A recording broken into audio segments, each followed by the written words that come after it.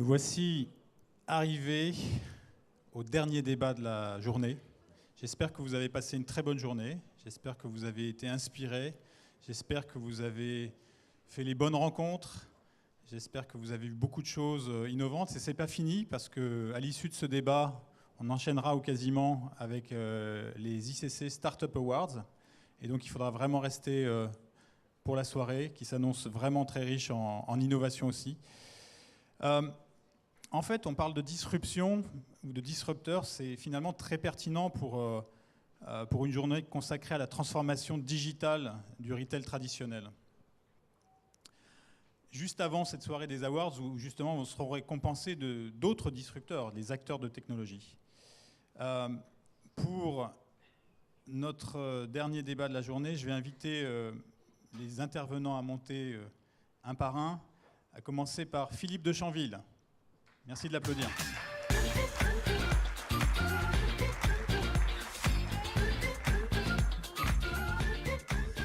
Alors Philippe, diplômé de l'EDEC en 2003, donc un local de l'étape, a été analyste pour BBDO LPP de 2003-2007 et puis ensuite est allé dans l'investissement, donc chez Caledonia Investments pour finalement continuer en tant qu'investment manager Otium Capital jusqu'en 2012 et de cette formation très axée sur l'investissement, il y a une certaine frustration chez Philippe.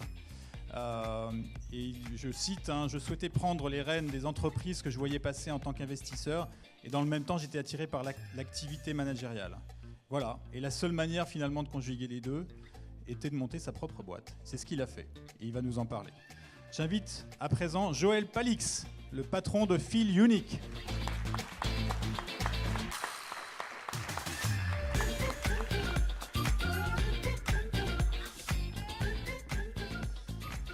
Alors Joël n'est pas un EDEC, il a fait l'ESCP, personne n'est parfait, et l'INSEAD, en double peine. Il a rejoint Feel Unique en février 2014, fort d'une expérience de plus de 3 décennies dans l'industrie de la beauté. Pionnier du e-commerce en France, on y était, c'était tout début, fin des années 90. Et avant de rejoindre Feel Unique, donc Joël était président du groupe Clarins à Paris. Il a également occupé des postes de direction chez Yves Saint Laurent Beauté, notamment le poste de Managing Director Europe. Et en 99, ça remonte un petit peu à loin, c'est ce que je disais, il a fondé Clust, Clust.com. Qui se souvient dans la salle de Clust? Levez la main pour voir un petit peu ce qui est... Ah, il y en a quand même qui y était.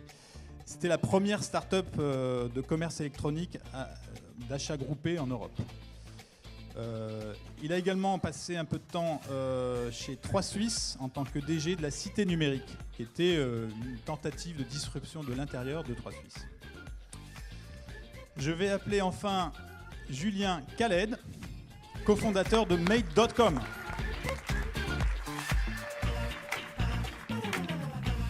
Alors Julien est diplômé d'HEC. On monte. Pas de commentaires. Il a été Development Manager Holding DayTube. C'était un fonds d'investissement, c'est ça, Julien? D'accord. Fonds d'investissement qui avait racheté une boîte dans le mobilier. C'est important de le dire parce que c'est ce qui finalement l'a entraîné à peut-être à s'intéresser à ce secteur. Il faut prendre les micros, j'ai oublié de vous les donner. Et donc Julien, en 2010, a cofondé Made.com.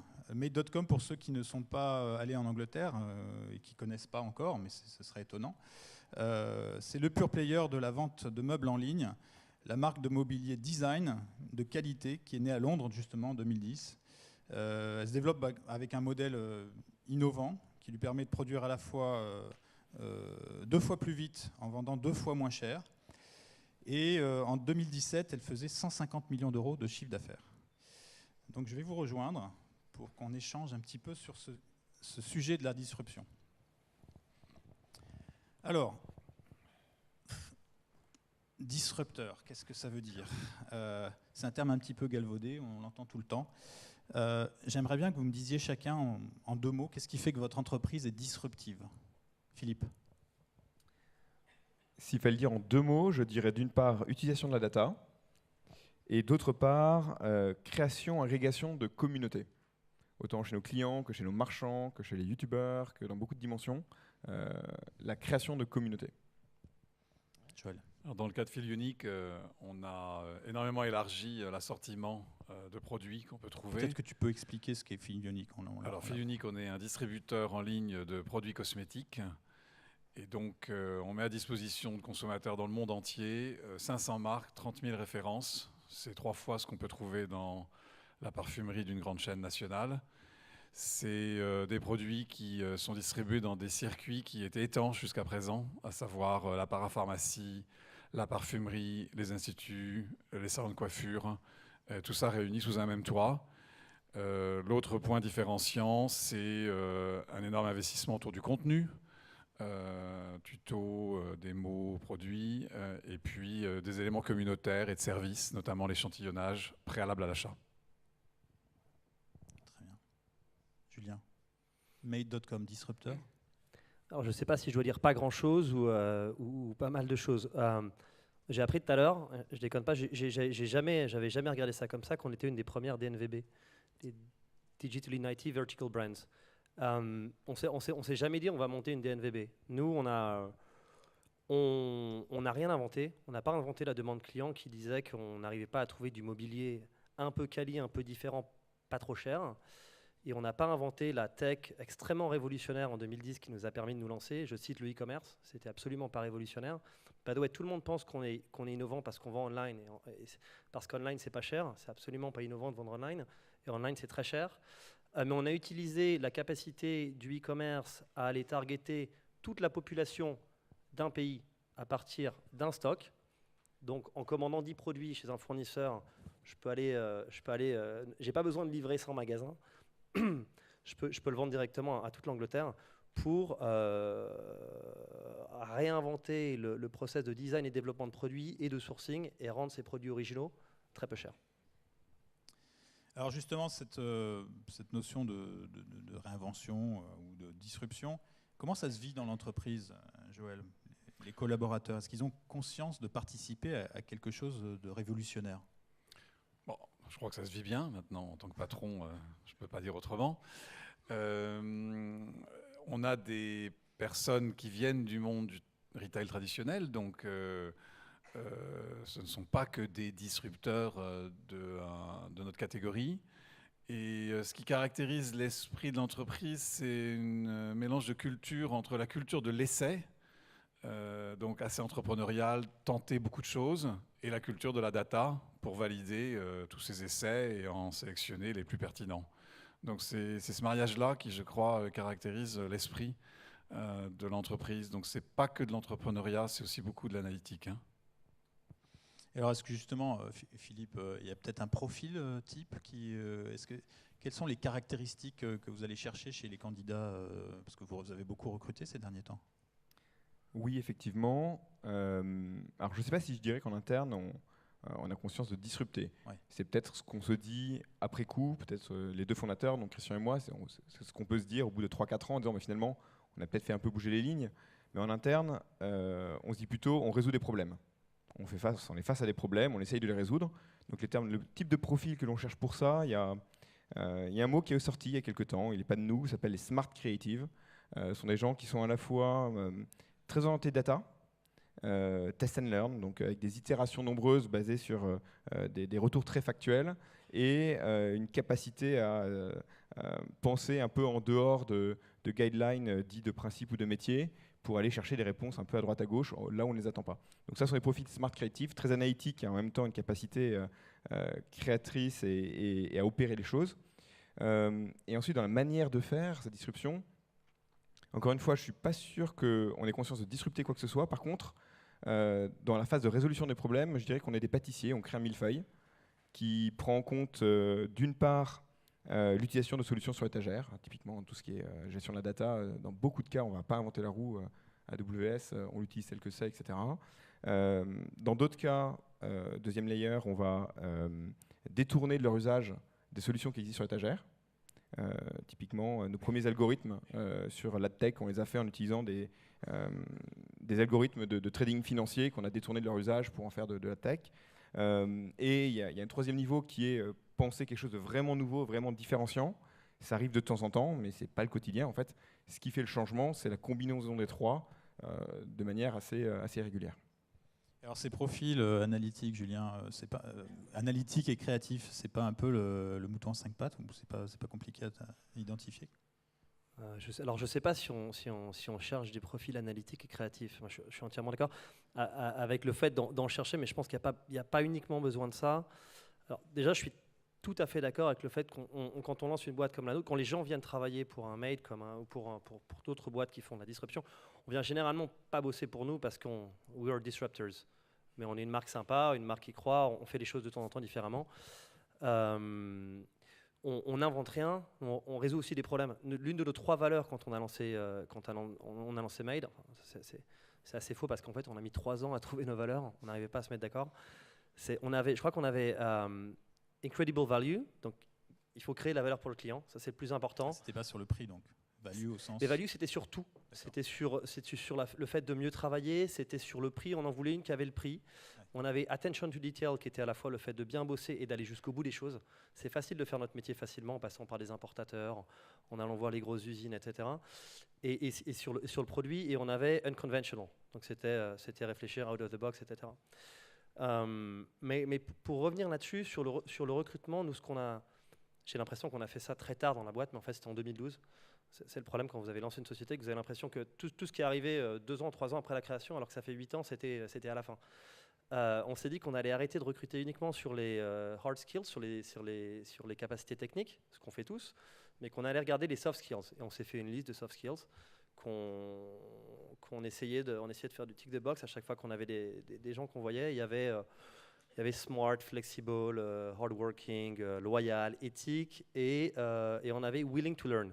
Je pense que la plus importante, avec du recul, c'était le willing to learn. On est dans des sociétés qui changent tout le temps, qui essayent pas forcément de révolutionner, mais de dynamiter un peu un secteur. C'est pas très différent. Et il faut être capable de s'adapter très vite. Et à mon avis, c'est la qualité la plus importante dans les gens qu'on recrute. Alors justement, cette capacité d'adaptation, c'est un petit peu un grand débat chez les retailers traditionnels. Et on remarque que quasiment aucun disrupteur n'est issu du retail traditionnel. Pourquoi? Est-ce que c'est culturel?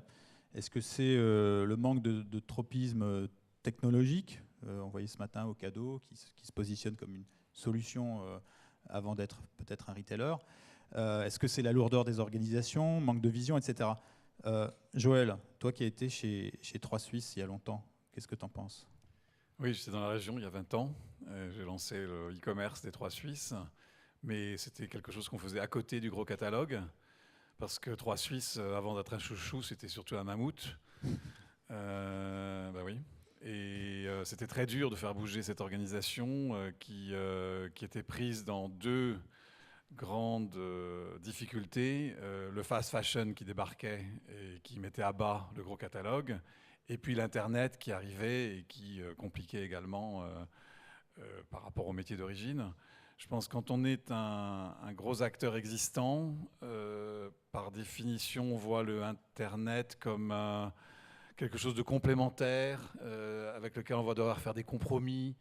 Ça va mettre un peu en péril le compte d'exploitation de l'activité principale, ça coûte de l'argent, donc on fait les choses un peu à moitié. Et ça, c'était il y a 20 ans. Aujourd'hui, c'est une évidence, Internet. Oui, mais enfin, moi je vois nos concurrents qui sont brick and mortar, ils font le e-commerce de la beauté, bien sûr, ils mettent beaucoup d'argent, mais il y a plein de choses qu'ils ne font pas. Ils n'ont pas l'agilité de référencer une marque en un mois, de tester des prix différents entre le web et le magasin, de jouer le user-generated content sans la censure de l'enseigne. Beaucoup de choses où ils sont un petit peu mal à l'aise, et c'est dans cette brèche qu'on s'est engouffré. Philippe, un commentaire là-dessus? Alors moi, je ne l'ai pas vécu de l'intérieur, mais par contre, au quotidien, avec nos partenaires, on a l'occasion de parler avec eux de comment est-ce qu'ils transforment leur entreprise, parce que c'est vraiment un mouvement auquel personne n'échappe. Il me semble que nous, on perçoit 3 niveaux de freins en interne dans ces organisations-là pour vraiment se transformer. Parfois il y en a une, parfois il y en a deux, parfois il y en a trois, mais il y a un premier niveau qui se situe au niveau vraiment de la direction de l'entreprise, où il nous semble que parfois il y a l'espace-temps n'est pas le même et que donc la prise de conscience est parfois un peu tardive par rapport à la taille de l'enjeu, de ce que ça va vouloir dire comme transformation. Et donc parfois l'analyse arrive un peu tard parce qu'on est parfois assez sûr de soi et de sa position dominante sur un marché, mais parfois les choses peuvent changer plus vite qu'on l'imagine. Et la deuxième chose qu'on peut voir au niveau de direction parfois, c'est le fait de penser qu'on peut tout transformer en interne et qu'en fait, on a des super équipes. Quand on voit des petites startups qui le font à 15 personnes avec encore du lait à la commissure des lèvres, franchement, pourquoi est-ce que nous, avec nos super équipes, on ne peut pas le faire de la même manière? Donc ça, c'est parfois le risque qu'on perçoit au niveau de la direction. À un autre niveau, au niveau du top management, on a souvent vu ou parfois remarqué un frein qui est lié à la structure managériale de l'entreprise. C'est-à-dire que dans des très grosses entreprises où il y a des BU, il y a des directions, il y a des silos en fait. Et quand il y a des silos, il n'y a pas forcément l'habitude de travailler ensemble, il y a une notion de périmètre, il y a une notion d'équipe, et ça crée des tensions. Or, quand on veut vraiment impulser un changement, surtout dans les domaines très digitaux, ça passe par une grande fluidité de l'information, et ça passe, d'après ce qu'on a pu voir nous en tout cas, par une mobilisation de beaucoup de ressources très différentes. Et donc il y a un besoin de transversalité très fort. Et donc ces silos-là ont tendance à résister, il suffit qu'il y en ait un qui soit clé et qui résiste, pour que tout le reste de l'organisation qui veut se transformer ne puisse pas y arriver. Et il y a un troisième niveau, ou un niveau de frein au changement que l'on peut percevoir, qui est plutôt au niveau des équipes. D'abord parce que les équipes n'ont pas forcément les compétences. Quand on a des équipes dédiées à du retail traditionnel, on n'a pas forcément la cohorte de data scientists ou des gens qui savent faire des requêtes en SQL ou des gens qui sont full stack. Et puis, il y a une notion d'incertitude qui vient avec ce changement, qui n'est pas confortable du tout. Parce qu'autant quand on fait le même métier depuis quelques temps, on sait comment anticiper la saison qui vient, les soldes, Noël, etc. Quand on est dans quelque chose qui est un peu plus data-driven, on n'a pas forcément la réponse va venir avec l'activité, avec la data, et ça crée une incertitude qui met très mal à l'aise. Alors il y a un vrai travail de management derrière, mais vous comprenez que ces trois niveaux, ces trois freins potentiels, sont liés à la structure managériale. Et donc ça vient d'en haut, mais aussi d'en bas. Donc Julien, est-ce que tu mesures aussi cette espèce de réticence ou de peur peut-être? Moi, je ne sais pas si je suis très bien placé ou très mal placé pour répondre à la question. Nous, on a eu la chance de créer la société sur une page blanche, à un moment où le retail était en train de se chambouler à une vitesse incroyable. Je me rappelle qu'il y a 10 ans, quand j'étais à Londres et qu'il y avait des conférences, les conférences étaient sur le e-commerce. 2 ans après, c'était le mobile. 3 ans après, c'était le mobile. Aujourd'hui, puis c'était l'omnicanal. Et aujourd'hui, c'est exactement le contraire. C'est exactement ce qu'on fait. On fait les choses à l'envers. C'est tous les e-commerçants qui ouvrent des magasins. Ça va. Et ça, c'était pas en 10 ans, c'était en 8 ans d'ailleurs. Donc nous, on a lancé online sur un modèle complètement flexible et maintenant on ouvre des showrooms. Et donc je suis le moins bien placé pour dire que ça devrait être plus facile de se disrupter. Je pense qu'il y a énormément d'héritage et que c'est compliqué.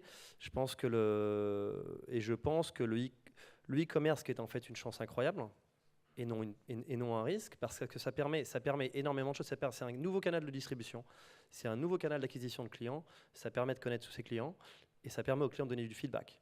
Et donc pour tout le monde c'est super, fait peur, parce qu'on a on a à gérer des gros problèmes de gouvernance, etc. Comme disait Joël, il faut baisser la garde sur pas mal d'interdits.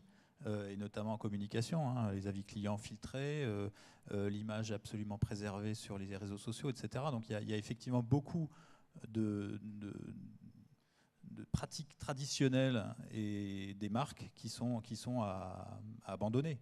Est-ce que c'est quelque chose que vous avez mis dans l'ADN de vos structures, Joël? Oui, en tant que disrupteur, on s'autorise une liberté de ton.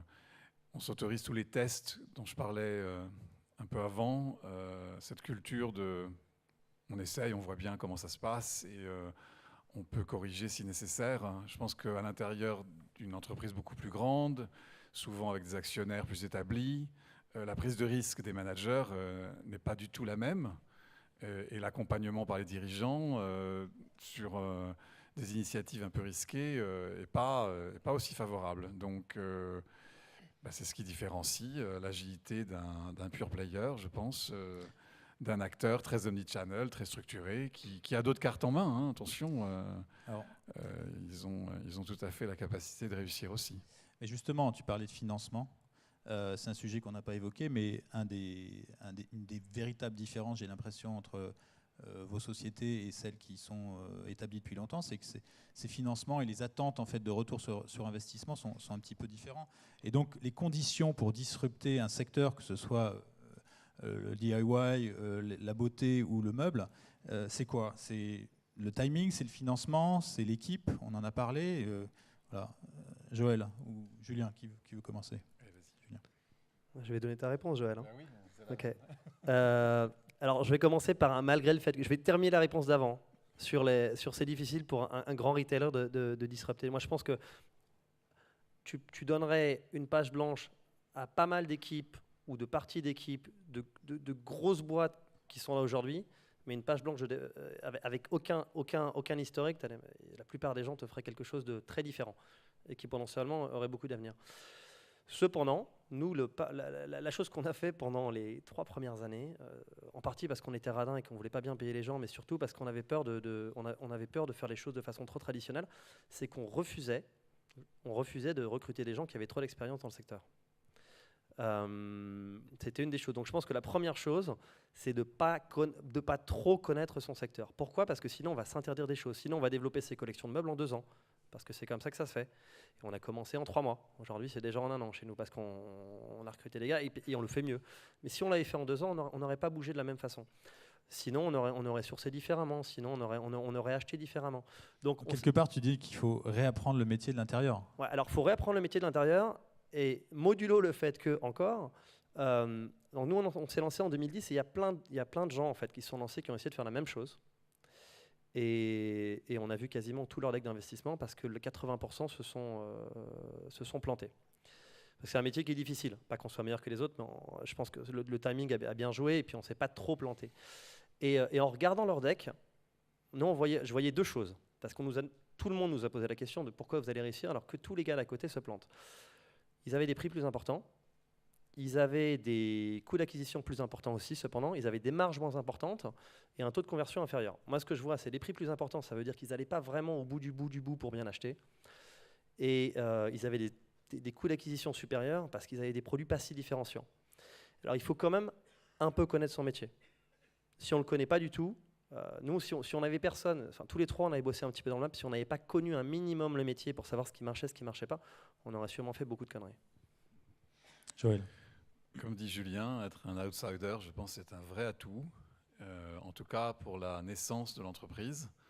Je ne pense pas que j'aurais créé Fil Unique parce que je me serais dit que c'était juste pas possible d'avoir les marques avec ce type de business model. Par contre, après quelques années, j'ai vu qu'il y avait une petite pépite qui pouvait grandir et faire le scale-up, ça oui. Et là, être un professionnel du secteur, je pense que c'est un atout, voire c'est même une condition.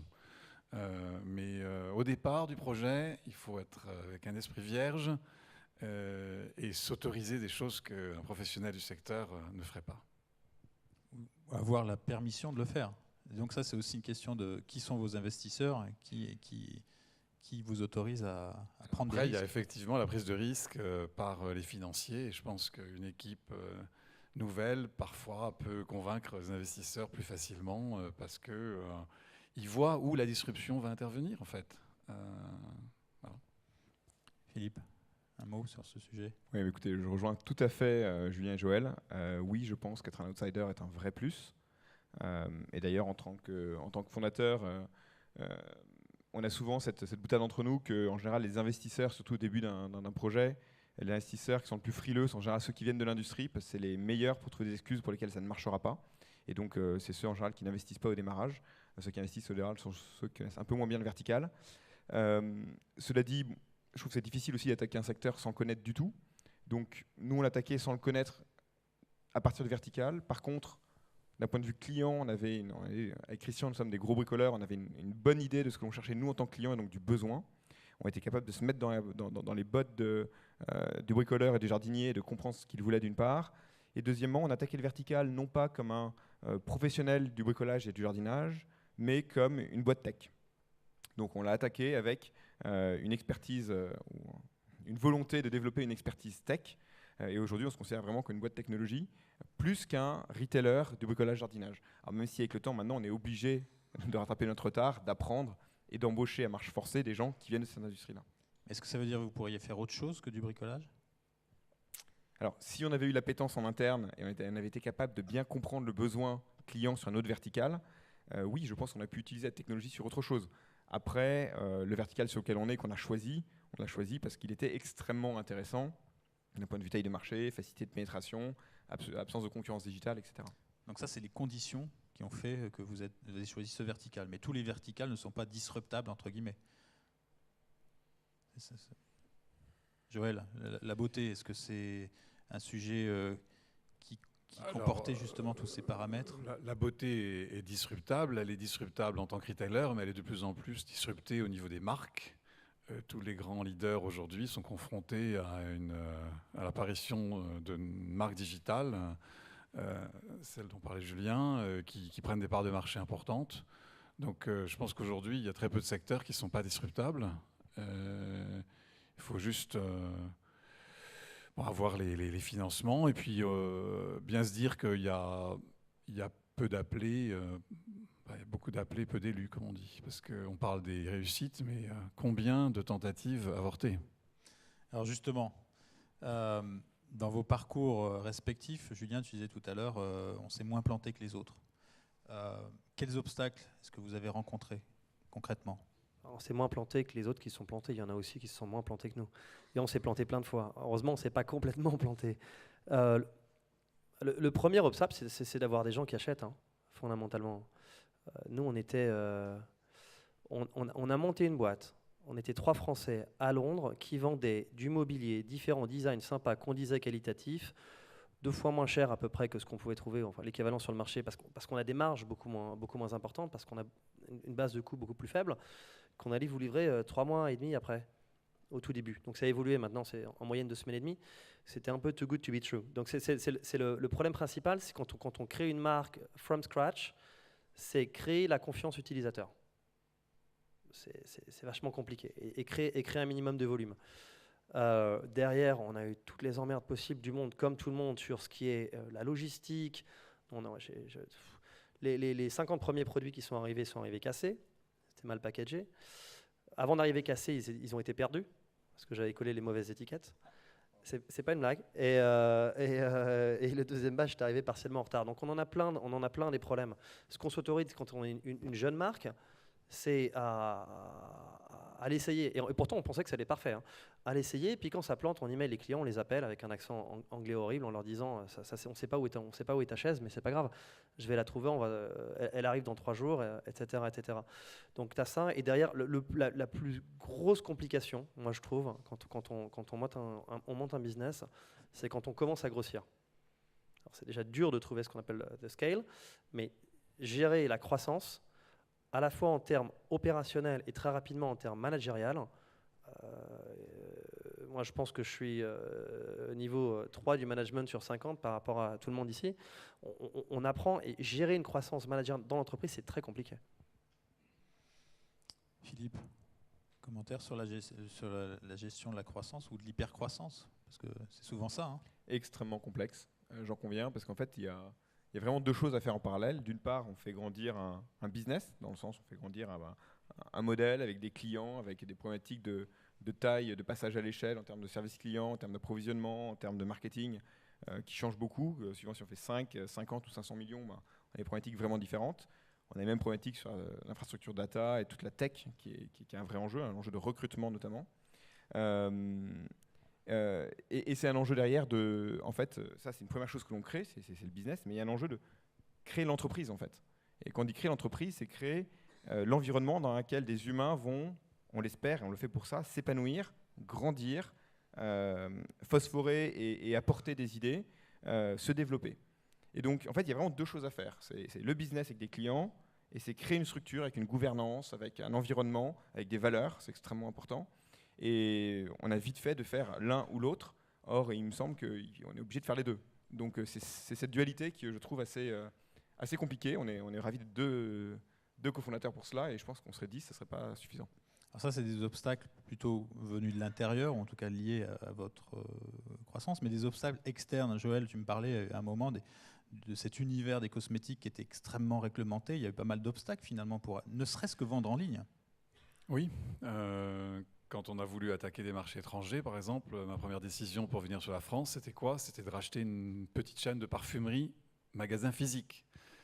Ça peut paraître étonnant, mais l'accès aux marques impliquait d'avoir quelques magasins. Donc, en même temps, ces contraintes-là, moi, je les vois souvent comme des opportunités parce que toute complication dans un business, si on en a décrypté les règles, ça vous donne un avantage compétitif puisque d'autres vont y être confrontés et n'auront peut-être pas toutes ces réponses. Donc, moi, ça ne me gêne pas trop. Ce que je voudrais dire, c'est à un moment, il y a une avalanche d'opportunités.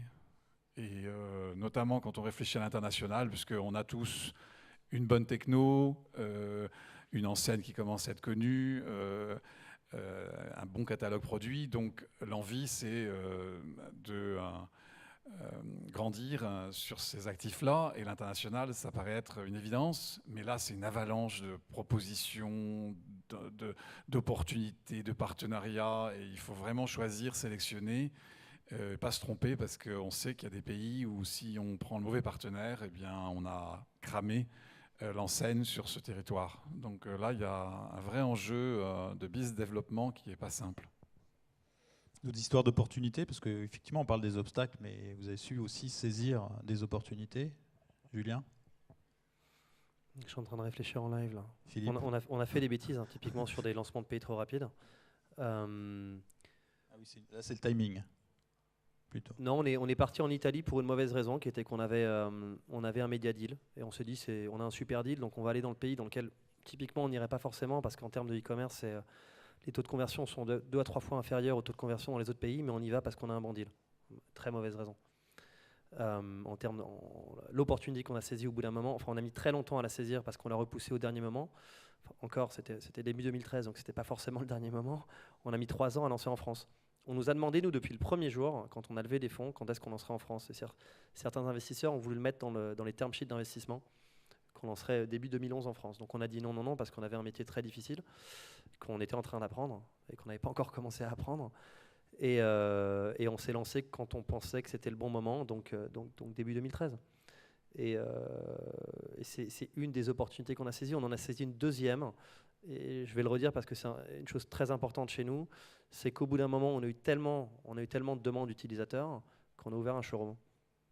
Et on avait une opportunité où on était dans un immeuble de bureau à Notting Hill Gate à Londres, un truc qui de l'extérieur fait complètement délabré, donc on avait des tarifs pas très chers. On avait le 5e étage et le 9e étage s'est libéré parce qu'on avait une boîte qui faisait de la marketplace de fringues qui réduisait ses effectifs. On a pris le 9e étage, c'était pas cher. On l'a redécoré, c'était assez sympa, il y avait une énorme vue sur Londres, mais de l'extérieur du building, personne ne savait qu'il y avait un showroom. Et on a fait un showroom super cheap, parce qu'encore on était super cheap, mais avec notre ADN, et ça nous a permis de tester le concept du showroom. C'est by the way la seule décision dans l'histoire de la boîte où on a dû voter à main levée, parce que personne ne savait si c'était une bonne idée ou une mauvaise idée. Et 3 mois plus tard, on avait je fais beaucoup d'anglicisme, plus de footfall, je ne sais pas comment on dit en français. Trafic en magasin. De trafic en showroom que dans un magasin. Je l'invente pas, on me l'a dit, moi, je ne savais pas ce que c'était quel était un trafic de magasin normal. On avait plus de personnes qui venaient dans le 9e étage d'un showroom à Notting Hill, dans l'ouest de Londres, où il n'y avait rien d'écrit, que la plupart des magasins sur la rue. Ça, c'est le côté DNVB. Ça veut dire quoi? Digital DNVB, ouais. Native Vertical Brand, qui finalement Made.com en est quasiment une. Enfin, ouais, c'est ça. Mais pour moi, ça veut dire DNVB. Ce que ça veut dire, ça veut peut-être dire faire les choses un peu différemment. Ce que ça veut dire connaître et alors en anglais on dit own, mais own your customer. Mais on possède pas. En fait, ça marche pas. Hein. Posséder son client, c'est avoir accès à son client, avoir une relation en direct avec son client. Moi, je pense que c'est l'un des aspects les plus importants d'être une DNVB. En plus de maîtriser son produit qui doit être différenciant pour pas avoir besoin de se battre sur le marketing et sur les taux de conversion. Et pour nous, le showroom, qui était une demande majeure de nos clients. By the way, faut que j'arrête avec l'anglais. On a toutes les choses qu'on a faites, tous les lancements, toutes les nouvelles innovations, pas innovations, toutes les décisions qu'on a prises pendant les 8 ans de la boîte, 90% ont été faites et prises suite à un feedback client. On n'a rien inventé. Hein. Ils nous ont dit partez en France, on est parti en France. On nous ont dit on veut un showroom, on a un showroom, on a changé le packaging, on a changé de poste de livraison. Et ça nous a permis de garder cette proximité. Philippe, une opportunité particulière pour le succès de Mano Mano? Non, j'écoute attentivement ce que dit Julien parce que je suis tout à fait d'accord avec toi. Vraiment connaître son client, c'est un avantage extrêmement important. Il y a peut-être une autre dimension encore par rapport à celle que vous avez évoquée, qui est la dimension de la data. On en a beaucoup parlé aujourd'hui au Connected Day, ça a été l'objet de pas mal de conférences. Mais il y a une dimension quasiment, alors je vais trop loin en disant géopolitique, mais il y a une dimension vraiment importante avec la data, et qui, je pense, va être au cœur de la disruption des années à venir, c'est que, historiquement, les algorithmes que l'on avait plafonnaient à un certain niveau, et, entre guillemets, le génie mathématique français permettait à des acteurs européens comme nous de s'en sortir, parce que nos algorithmes de première génération, ces algorithmes des années 2010 à 2015, nous permettaient d'avoir des modèles performants, en tout cas de marché. Aujourd'hui, avec les notions de deep learning, la nouvelle génération d'algorithmes qui arrivent, qui sont capables de traiter une donnée non structurée, donc traiter une image avec des pixels, traiter de la voix, traiter etc. Il y a une corrélation quasiment linéaire, directe, entre la data dont se nourrit l'algorithme et sa performance. Et ça veut dire quoi? Ça veut dire que, en termes d'obstacles pour l'innovation, c'est que demain, ceux qui ont la main sur le plus de data auront des algorithmes qui seront nettement meilleurs que ceux qui entraînent leurs algorithmes sur des sets de data plus petits. Et qu'est-ce que ça veut dire à terme? Alors, on peut espérer qu'il y ait une troisième génération d'algorithmes qui arrive et on l'appelle de nos voeux. Mais qu'est-ce que ça veut dire à terme? Ça veut dire qu'un obstacle pour nous tous, pour innover, pour disrupter, c'est que si on reste des petits mini-champions, mini-français ou mini-européens, par rapport à tous nos amis de l'autre côté de l'Atlantique ou côté asiatique, on a très peu de chances d'arriver à les battre en termes de disruption sur la qualité des produits qu'on va sortir. Donc ça, c'est pas très visible aujourd'hui. Dans quelques années, ça va être très visible. Et donc, en termes d'obstacles qu'on a eu, on en a eu beaucoup, des obstacles à venir, ça me semble important. Et je profite d'avoir une estrade en France, dans une école française, évidemment qui est à l'international, mais avec vous tous ici aujourd'hui, pour vous dire que je pense qu'il y a quelque chose à faire au niveau français, au niveau hexagonal ou au niveau européen, pour, avec des considérations RGPD évidentes, mais faire avancer une cause commune européenne où on puisse dire faisons apprendre nos algorithmes ensemble, parce que sinon, on va avoir du mal à lutter contre une forme d'hégémonie data de gens qui auront un gap en termes de performance par rapport à nous. C'est intéressant ce que tu disais sur la taille critique, finalement. On est sur une question de est-ce qu'on peut continuer à disrupter dans le temps? Est-ce qu'on peut durer en restant petit? Et justement, cette question de rester un disrupteur dans la durée, on a vu il n'y a pas longtemps Jeff Bezos, le patron d'Amazon, déclarer que Amazon allait mourir. Enfin, il ne le disait pas comme ça. Il disait qu'un jour, on disparaîtra, parce qu'il pense que toute société, un jour, est amenée à disparaître. Donc c'est une question de temps, et son ambition, c'est de repousser le plus loin le moment où la marque, l'entreprise va disparaître. Qu'est-ce qui aujourd'hui fait qu'un disrupteur reste un disrupteur dans le temps et ne disparaît pas? On a vu Netscape, Yahoo et d'autres, finalement, qui étaient en leur temps des vraies structures disruptives, ont déjà disparu. Est-ce que c'est cette question de la taille critique? Est-ce que c'est un passage au process, peut-être, une internationalisation? Joël? Notre clientèle est féminine et les femmes attendent d'une enseigne qu'elle ait aussi une raison d'être. Donc je pense que pour nous, pour éviter d'être disrupté, il faut absolument qu'on aille au-delà de simplement avoir disrupté le commerce, mais en même temps qu'on atténue les effets de cette disruption sur les individus, sur la société. Donc je pense que c'est important pour Filionic de s'engager.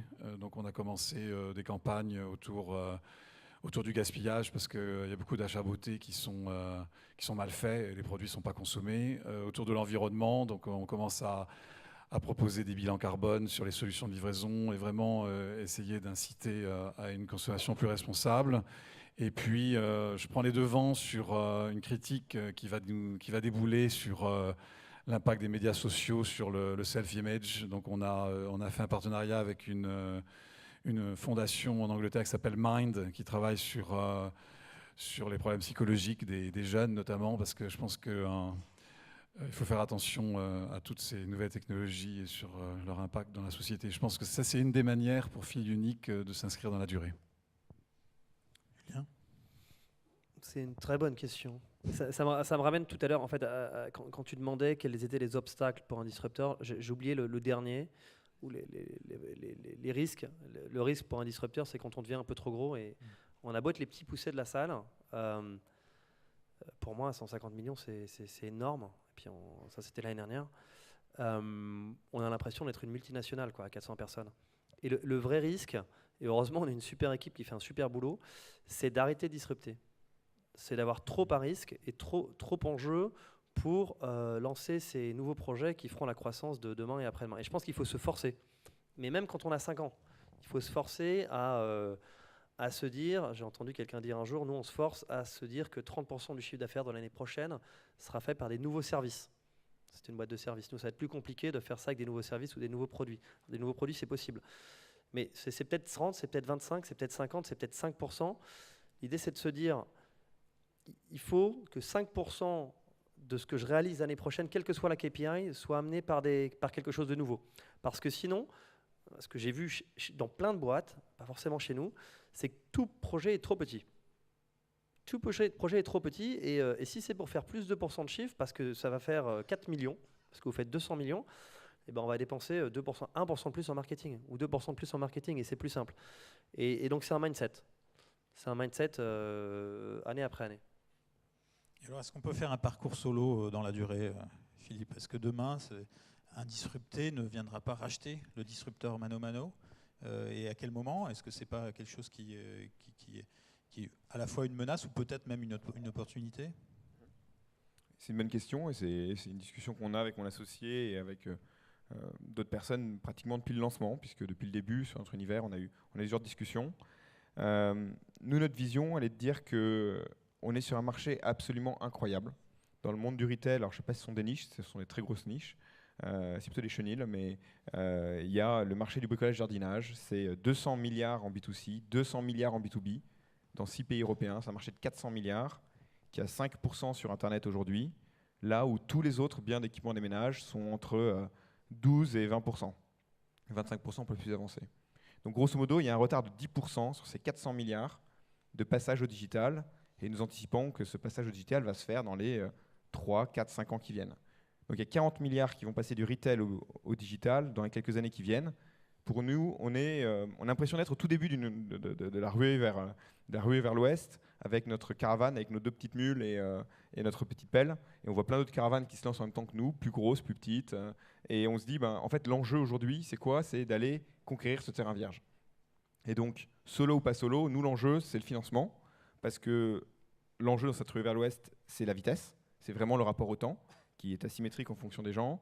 Et ce que l'on cherche à faire, c'est s'assurer du bon financement pour aller le plus loin possible. Et tant qu'on a des investisseurs financiers qui croient dans notre projet, qui acceptent de nous suivre, qui ont une vraie relation avec l'équipe, on sera content de continuer. Après, un jour, ce qu'il y en a plus tard, difficile de le prédire. Et donc là, enjeu court terme, c'est ça, c'est le financement. C'est du financement. Levée de fonds.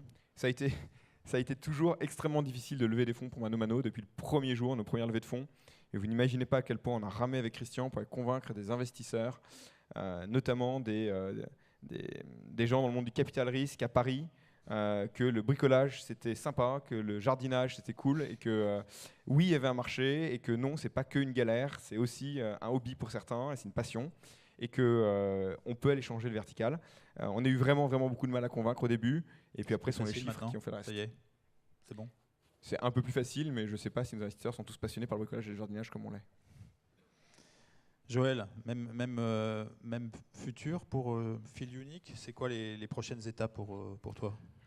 Alors on est en pleine internationalisation. Aujourd'hui on fait la moitié du chiffre d'affaires sur l'Angleterre, le reste en France, en Chine et dans d'autres pays. Donc on va continuer l'international, on va continuer à grandir. Tester peut-être des variations sur le business model. Pour l'instant, tout est en stock, mais on peut peut-être, et on a commencé à tester une sorte de place de marché à côté de notre modèle en stock. Et puis, il y aura des échéances, effectivement, de financement, peut-être d'ouverture à de nouveaux actionnaires ou d'entrée en bourse, qui sait, je ne sais pas. On verra. Julien, pour Made.com, c'est quoi la suite après l'idée géniale du showrooming? Nous, je pense que déjà, on va pivoter, on va aller faire du bricolage, vu la taille du marché. Il y a de la place, même. Tant mieux. Ça n'existe pas déjà, ça? C'est énorme, ces histoires. Moi, je pensais qu'avec un marché de 10 milliards en Angleterre, c'était monstrueux. Nous, les enjeux, ils sont assez simples. L'enjeu court terme, c'est le développement en termes de produits, de gamme et de pays. De produits et de gamme, pourquoi? Parce que, je vais prendre l'exemple de l'Angleterre, où on est présent depuis un peu plus de 8 ans. De toute façon, l'enjeu d'un e-commerçant, c'est de devenir une destination. Parce que l'enjeu d'un e-commerçant en termes financiers, c'est d'arrêter de dépenser du marketing. Parce que le marketing, c'est trop cher et ça vient gréver le compte de résultat. On est une destination sur certaines catégories, de plus en plus, comme les canapés, comme les meubles. On ne l'est pas encore sur la déco. Les gens ne savent pas qu'on fait de la déco, ne savent pas qu'on fait du couvert, ne savent pas qu'on fait du linge de maison. Donc il faut qu'on le devienne, il faut qu'on lance des nouvelles catégories. Et puis à l'international, qui fait aussi 50% du chiffre, qui ferait déjà beaucoup plus du chiffre d'affaires si l'Angleterre, après 8 ans et demi, ne faisait pas encore 30% de croissance par an. Et je pense qu'on ne va pas trop se poser des questions trop compliquées quand on voit qu'on fait uniquement 1% du chiffre d'affaires, enfin 1% du marché anglais. On ne fait pas ça en France, on ne fait pas ça en Allemagne, on ne fait pas ça dans les autres pays annexes européens. Et on vient de lancer l'Espagne, on n'est pas dans les Nordiques, on n'est pas encore dans les pays de l'Est, et on n'est pas encore aux US. Excellent. Mais on est rentable, donc on n'a pas forcément besoin de lever des fonds. On va passer aux questions de la salle. Je vais prendre 2 questions, puis après je conclurai avec une dernière question. Alors, vous avez pu poser vos questions sur la plateforme Slido. Et comme de tradition, on va pouvoir vous laisser choisir les uns les autres dans les questions les plus plébiscitées, celles que vous souhaitez prendre. Alors, la première question avec 11 votes, c'est quel regard posez-vous sur les retailers traditionnels qui investissent massivement dans le digital pour tenter de rattraper leur retard? Admiration? Mépris? C'est une question piège. Ils sont là dans la salle. Ouais, je sais. Ouais. J'avais tendance à dire que quand on avait un directeur du digital, on avait déjà perdu. Il y en a beaucoup dans la salle. C'est effectivement faux. Ça veut dire que ça va être plus dur. Je sais, mais moi, j'en ai entendu. On a entendu du monde ce matin, et je vois. On parle beaucoup des retailers et qui n'arrivent pas à se transformer. Et on en voit quand même pas mal finalement, qui sont des espèces de monstres, c'est positif et négatif, hein, mais qui arrivent à se transformer de A à Z. Je pense que ça prend juste beaucoup plus de temps. Je pense que les retailers traditionnels ont d'incroyables cartes en main. Il suffit de bien les jouer, il suffit d'avoir la volonté de réussir. C'est comme n'importe quel retailer, n'importe quel entrepreneur, n'importe quelle organisation, il y aura des gagnants, des perdants, et certains vont réussir. Moi, je vois dans notre secteur, on voit certaines enseignes qui sont déjà mieux parties que d'autres, je parle d'enseignes existantes, pour réussir leur transformation digitale. Je pense qu'on aura simplement, nous, pris une place de ce marché en tant que pure player. Philippe? Je pense qu'ils ont tout à fait raison, ils n'ont pas le choix. C'est le marché qui évolue, donc il faut suivre le marché et les clients. Simplement, il y a plusieurs manières d'investir massivement dans le digital. Et on en a parlé un peu tout à l'heure, il me semble que c'est pas juste investir dans les outils ou dans le fonctionnement, dans les process, c'est avant tout investir dans les hommes et dans le management. C'est former les gens, c'est avoir la bonne structure managériale transverse qui permet cette évolution, cette disruption. Et il y a beaucoup d'exemples dans les très grosses boîtes du CAC 40. La meilleure manière qu'ils aient trouvé de préserver l'innovation et de la faire advenir en interne, et elle existe en interne, mais c'est de la protéger du reste du business. Donc il y a beaucoup de grosses boîtes, je pense à AXA, mais je pense à beaucoup d'autres aussi, où ils ont vraiment séparé la partie innovation pour être sûr qu'elle ne soit pas cannibalisée par l'historique ou les BU existantes, et lui donner une chance d'émerger pour après peut-être irriguer les autres départements. Il faut incuber finalement l'innovation chez les retailers. C'est ça avec une dimension de protection presque, des silos historiques, du canal historique qui pourraient voir ça comme un risque. Dernière question du public. Ça s'apprend d'être disrupteur? Si oui, comment? En tout cas, c'est un état d'esprit. Je pense que si je compare à des entreprises où j'étais en tant que cadre dirigeant, c'est pas la même ambiance, c'est pas le même esprit, c'est pas la même manière de penser, de se comporter. Et donc tout le monde peut pas forcément se transplanter d'un monde corporate vers un monde de disrupteurs. Je peux répondre un peu à côté, mais Vas-y, un peu. Je ne sais pas si ça s'apprend d'être disrupteur, mais je pense que pour être disrupteur, il faut être curieux. C'est une des qualités qu'on doit avoir, en plus de connaître un minimum son marché, encore. Son industrie, pas son marché. Et d'être curieux, ça s'apprend. On n'est pas tous curieux, NIT. Et c'est comme le footing, quoi. Au début c'est pas facile, et après, c'est comme les gens qui n'ont pas d'idée, qui veulent monter une boîte. Au bout d'un moment, quand ils commencent à réfléchir, ça fuse. Et d'ailleurs, ça fuse trop. Ça s'apprend d'arrêter à avoir des idées. Donc oui, la curiosité, ça se travaille. Oui, et à mon avis, vous voyez, moi je ne me définis pas du tout comme un disrupteur, je ne pense pas l'être. J'ai une carrière, j'ai un historique dans des métiers très conventionnels, notamment dans le monde de la finance. Par contre, le fait que l'entreprise ait une dimension un peu d'innovation, en tout cas de transformation par rapport à un vertical, c'est une notion d'équipe et d'entourage, c'est-à-dire être capable de s'entourer de gens très différents, avec des biais ou des perspectives très très différentes. Et pour moi, la notion d'innovation ou de disruption, elle vient de la mise en commun de points de vue qui sont assez différents. Et c'est ça qui permet d'utiliser des solutions auxquelles on n'avait pas pensé, ou de faire appel à des connaissances qui, a priori, n'ont rien à voir avec ce que l'on est en train de faire et qui pourtant permettent justement la disruption. Très bien, je vais conclure avec une question en fait, qui est liée à l'endroit où on se trouve, parce que Philippe, vous avez traîné vos guêtres sur les bancs de cette école, peut-être pas ici, mais sur un autre campus. Et elle m'a très bien formé, absolument. Exactement. Et justement, dans la salle, on a peut-être de futurs disrupteurs, ou qui ne le savent pas encore même. Quel conseil, et je vais demander à chacun de répondre, si vous deviez donner un conseil aux futurs disrupteurs qui sont dans la salle, qu'est-ce que ce serait? Philippe. S'il fallait dire un mot, je dirais la persévérance. Parce qu'il me semble que la disruption, ce n'est pas arriver, ou le changement, ce n'est pas arriver du jour au lendemain avec une idée de génie en disant « tiens, je vais transformer ça ». C'est avant tout des erreurs, se retrouver face à un mur, dans une impasse, face à un état où on se dit qu'on n'a aucune solution. Et nous, la première fois qu'on a un peu enclenché ça, ça a été lorsque on s'est fait blacklister par Google, c'est-à-dire que Google a refusé de nous indexer dans son moteur de recherche à une époque où 100% de notre trafic, notre stratégie marketing était du trafic 100% gratuit, donc 100% Google. Donc ne pas être indexé dans Google avec une stratégie de trafic 100% Google, c'est un peu difficile. On s'est retrouvé face à un mur, et c'est là où on s'est dit, comment est-ce qu'on sort de l'impasse? Et c'est là où on a commencé à réfléchir à d'autres choses, d'autres algorithmes, etc. Et on est parti dans une autre direction. Mais la persévérance, se dire, c'est pas parce qu'à première vue c'est une impasse. Je pense que justement c'est là où on peut commencer à itérer et peut-être arriver à quelque chose d'un peu différenciant. Joël. J'en ai deux. Savoir pivoter, parce qu'on ne va pas toujours trouver la bonne formule dès le départ. Et je pense que c'est important d'avoir cette plasticité et de se dire que ces premières idées ne seront pas forcément celles du business plan final.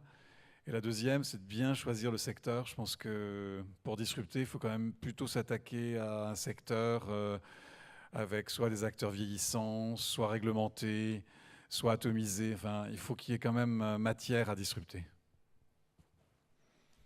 Moi, je pense qu'il faut chérir son client. Alors, ça paraît bateau parce que tout le monde le dit tout le temps, mais tout le monde ne le fait pas tout le temps. Pas forcément s'en occuper, mais le chérir. Si tout le monde ici a un business, et si on fait tous du chiffre d'affaires, c'est parce qu'il y a des gens qui sont capables, notamment quand on lance une boîte, d'acheter nos produits ou d'acheter nos services, alors qu'ils ne nous connaissent pas. Notre plus grosse force de financement, c'est nos clients. Hein, c'est pas les fonds d'investissement ou de private equity. Donc c'est le plus important. Et pour répondre sur une question qui est apparue pendant 3 secondes tout à l'heure, et ça va avec, qui était, pour être disrupteur, faut-il être le moins cher? Mon gros avis, c'est que non. Généralement, le client, ce qu'il demande dans la plupart des industries, sauf si vous voulez vous affronter avec Amazon, c'est un produit différenciant. Un produit qui a de la valeur, qui apporte quelque chose. Et c'est ce que je chercherais, moi, si j'avais un nouveau business à monter. Pas être le moins cher, mais un produit différenciant.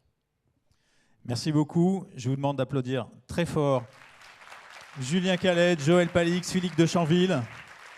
Et je vous retrouve dans un quart d'heure chrono, 18h30 précise, pour la soirée des Startup Awards. Merci beaucoup.